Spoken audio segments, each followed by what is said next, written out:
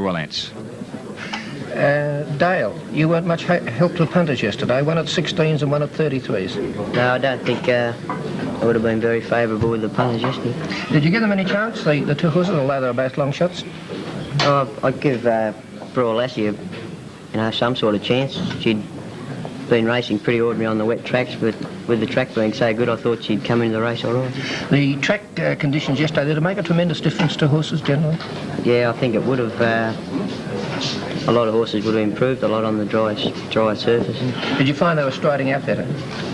Oh, well, they naturally go better on a dry track, yeah. Now, Penny Edition, who was a pretty useful horse in the spring, he came back to racing, wasn't expected to win at that short distance. Is there a spring future for him? I think he's going to be a chance in some of the big races without sort of saying he's any champion, but he's a horse, and he's a good big strong horse, and he's a free going sort of horse. I think he'd be some sort of chance in the big race. Yeah, Sir Miles Nathan, his part owner, was telling me early in the day that the Penny Edition has developed and is a much stronger horse because he had a lot of illness when he was young, didn't he? Yeah, he was pretty sick there about 15 months ago, I think, and he's come up really well this time, though. The races Sir Miles has in mind, and Brian Rolfe, the trainer, the Old Turk Handicap, now the IXL, and the George Adams. Is he up to that class, do you think? If he's not up to it, he's not far behind it anyway. Spike, now that you're back from West Australia, you've been back, 6 months, picked up the Oakley plate, are things coming okay for you now?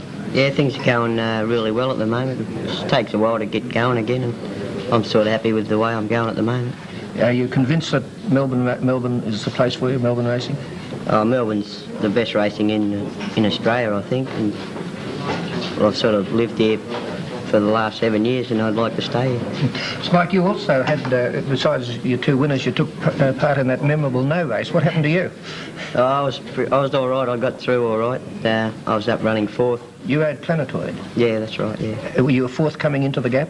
Yeah, I was running fourth coming down to where the rail was across the track. Were you outside a runner or were you on the rail?